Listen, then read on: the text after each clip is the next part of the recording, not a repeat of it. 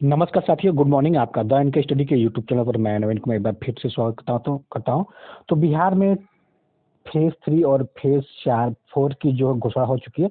Phase 3 में लगभग 71,000 पदों पर वैकेंसी जारी की जाएगी। वही फेज 4 में 1 लाख पदों पर वैकेंसी जारी करने की बात की जा रही है। तो क्या है न्यूज, क्या है जो के पाठक जी ने क्या कहा है, उसको देख लेते हैं कि किस प्रकार जो है कि फेज 3 में 71,000 पद आएंगे और कहाँ से आएंगे, ये इसकी भी जो है चर्चा कर लेते हैं।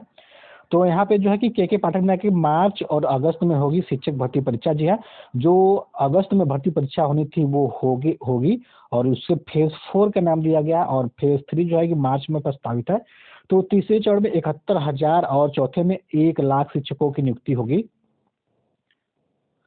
तो इस साल मार्च से लेकर अगस्त तक प्रदेश में 1,71,000 शिक्षकों की नियुक्ति के लिए परीक्षा होगी। शिक्षक नियुक्ति की चौथे चरण की परीक्षा अगस्त में होगी। शिक्षा विभाग के अपर मुख्य सचिव के पाठक ने कहा कि अगस्त में शिक्षक नियुक्ति परीक्षा का चौथा चरण होगा। इस चौथे चरण में 1 लाख शिक्षकों की नियुक्ति होगी। अब हो सकता है कि ये चुनावी झुंझुना भी हो सकता है, लेकिन अभी तक जो है कि बिहार में जिस गति से शिक्षक भर्ती हो रही है उस अंदाजा लगाया जा सकता है कि शायद ये कहीं ना कहीं बात सच हो। तो के पाठक को शिक्षक शिक्षक व इस पद के अभ्यर्थियों से मुखाबिब थे। उन्होंने कहा अगस्त से पहले मार्च में भी एक परीक्षा होनी है। इधर जानकारी के मुताबिक तीसरे चरण की शिक्षक नियुक्ति की परीक्षा में 71,000 की नियुक्ति हो सकती है। इसके लिए फरवरी के आखिरी हफ्ते में वैकेंसी आएगी। शिक्षा विभाग ने सभी जिला शिक्षा पदाधिकारियों से रिक्तियां मांगी है। बीपीएससी अभी तक 2 चरणों में शिक्षक बहाली की परीक्षा लेकर नियुक्ति कर चुका है। दूसरे चरण की नियुक्ति परीक्षा व पहले चरण की पूरक परीक्षा फल के आधार पर 96,000 अभ्यर्थियों सफल घोषित हुए हैं। इनमें 76,000 अभ्यर्थियों ने ही नियुक्ति पत्र लिया है। दूसरे चरण में 1,22,000 रिक्तियां थी। अगर 1,22,000 रिक्तियों में से नियुक्ति पत्र लेने वाले 76,000 की संख्या घटा दी जाए तो 46,000 पद जो है खाली हैं।